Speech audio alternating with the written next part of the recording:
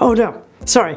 Hey guys, today I'm going to tell you the truth about the Barbie dream house from the movie that nobody's really talking about. Now, despite the fact that there's over 20 iterations of the Barbie dream house since the first one developed in 1962, the movie chooses to go back to its origin story and really develop a house that came out of that 1962 original idea of modernist expressionism. And it works perfectly because it's placed in Barbie Land, which is located somewhere in Palm Springs in Southern California, because there's other parts of the film where they pop over to LA and they look a little bit more 90s, but they're wearing 90s garb. There's no real architecture.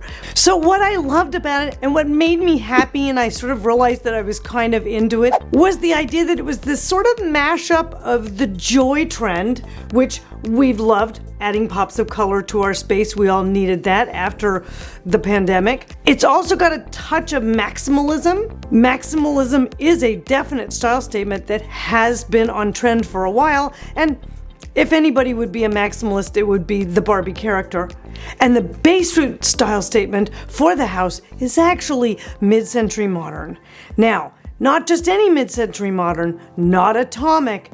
They chose the magnificent lines of Richard Neutra to reproduce in the film. Now, Richard Neutra was a groundbreaking modernist and new international style architect, and he actually built this building, the Kaufman House, in 1946 out in Palm Springs, which is of course where the movie is set.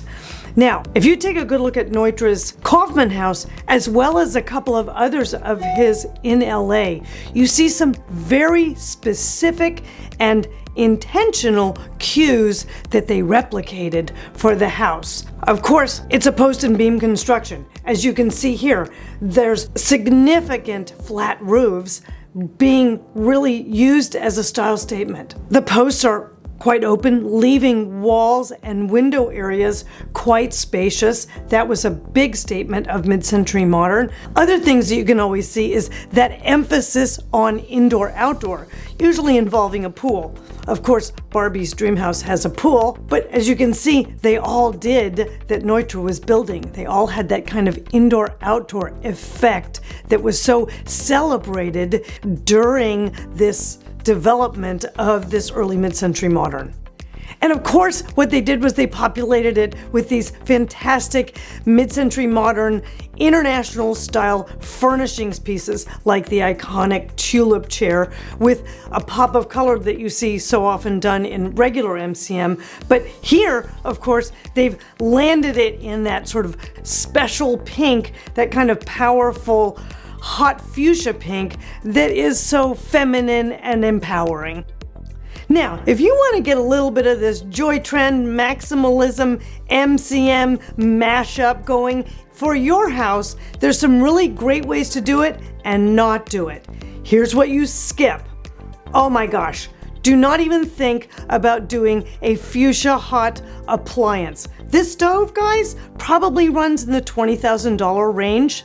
You never want to peg something in a really strong accent tone that is an investment piece that gets installed and usually gets sold with the house, because people will downgrade the price because they may not be a hot pink fan. So stay away from appliances, refrigerators, or anything that gets installed. What you can do, though, is things that are installed but are easy to switch out. So think about paint. There's fabulous wall coverings. Oh my gosh, go to town if you want to on this powder room. That's fantastic. I love this orange and hot pink combo of wallpaper. That's a super sexy and very straight on MCM statement in a fun color. Or how about a little bit of an area rug and some decals on a tub or in a space? You can definitely add those in, and they don't take away from the overall price value of your home. You can also, of course, really lean hard into some of your furnishings. I love these hot pink chairs. Those are fantastic. Maybe you're ready to kind of dial in on a hot pink sofa. go for it. That looks great. These dining chairs look fabulous. You know, hot pink wasn't the only great color that was bright and cheerful in the mid-century modern period. Now we see it combined with orange all the time, bright blue, this kind of citron yellow. Those are all fun combinations that you can include with a little bit of fuchsia as an accent. And don't forget rugs. Rugs are great. In fact, these are two rugs that are actually fabricated that say they're from the Barbie line. So that's a great option. Accessories, guys, are where you can really rock it because they're inexpensive and easy to change out when you tire of them. Decorative pillows, think about seat cushions, throws, tabletop. Gosh, there's a Barbie wine glass combination, which is pretty wild. There's also this very beautiful pink set of crockery that I found at Etsy. So there's ways to do it and ways not to do it. Now, here's what you do need to do, is you need to go to this playlist that I put together specifically for this video that explains in depth how to really crush these design styles. Make sure to like and subscribe. Check out Design Space if you have more questions, and I'll see you soon.